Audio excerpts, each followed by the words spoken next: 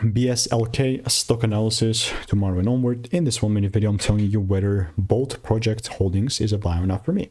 First glance, yeah, I saw some movements up, but today, like the day before, right? Today is not that good.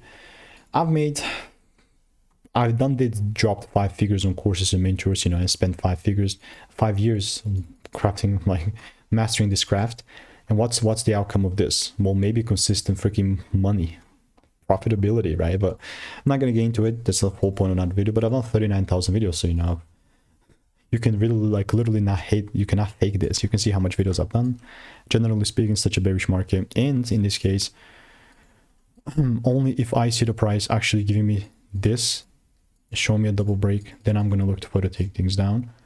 But if there's like no double break, then bro, I'm not gonna just sell, right? Mr. Sicko, when is this really gonna be a buy? The moment I start seeing breaks above 850 for me. Again, it's not financial advice, very subjective. If you want to stay tuned and want to make more money trading in a simple lean way, click the first link in the description. It is a free newsletter.